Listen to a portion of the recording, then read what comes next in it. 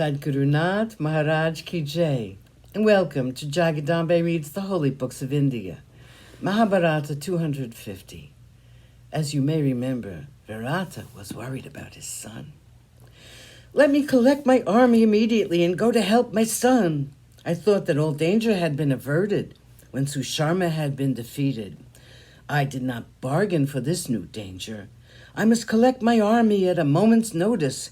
He was giving instructions to his ministers and his brothers to make arrangements for a second campaign. Then spoke Yudhishthira. "Do not give way to despair. Having heard that Brihanala is the chariot to your son, I am not worried, not in the least. Your son will be able to vanquish even Indra or Yama if Brihanala is his charioteer. I know Brihanala and her greatness. Please compose yourself, my king. Please wait for news from the battlefront. I assure you that you will soon hear about the success of your son." Hearing the words of Yudhishthira, for whom he had great respect, the king agreed to remain silent, to be patient. His heart was heavy with grief, but he agreed to wait for news from Uttara Kumara. A few hours passed in agony. Then came word from the cowherds. They said, "My lord, we have come from the neighborhood of the battlefield. We saw the prince's chariot being driven by Brihanala. Seeing us, the chariot stopped. Brihanala said, 'Go at once to the city and announce that the prince has routed the enemies, that he has rescued the cows, that the city should prepare itself to receive him with great honor. The prince is coming to the city after having rescued the cattle from the Kauravas. He's defeated them all in single combat.'" The cowherds were so excited they repeated themselves again and again. Yudhishthira smiled at the message and said, "It's fortunate that success has wooed the king and his son." He added, "But I'm not surprised at this. I knew that the prince was sure to win, since Brihanala is his charioteer.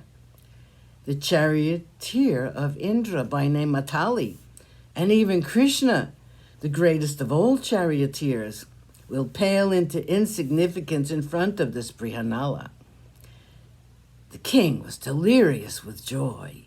He gave orders for the city to be decorated. He wanted the city to welcome his son in a glorious manner.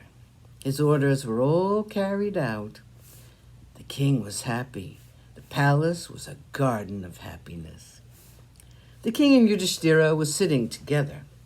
The king's eyes fell on Sarandari, who was standing at a distance attending to the decorations in the hall.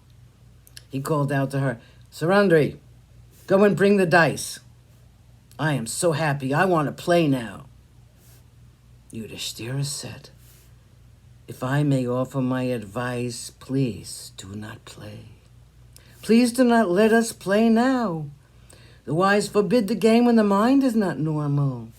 The king said, "That's absurd. We are not playing the game using any stakes. We're just trying to while away the time. There's no harm in the game if it is played now. Come, let us play."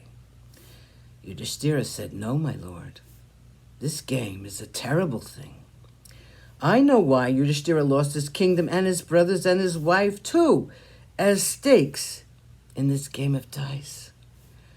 The game of dice robs a person of sane thinking. If Yudhishthira had been in normal frame of mind, he would never have been so foolish. The game goes to the head like wine. It makes a person do the worst things imaginable. You are excited. I am afraid for you. Please, do not let us play." But the king was very keen on playing, so Yudhishthira had to agree. The game began. Virata's mind was full of the victory of his son. Yudhishthira, too, was just as excited as the king. The success of Arjuna thrilled him. The king said, "I'm proud of my son's achievement. To think that he has fought with all the heroes on the side of the Kauravas makes me so happy and excited. I'm indeed proud of my son. He has done a great thing. He has achieved the impossible. Sadhguru Nath Maharaj Ki Jai. Thank you for coming. I hope you come again.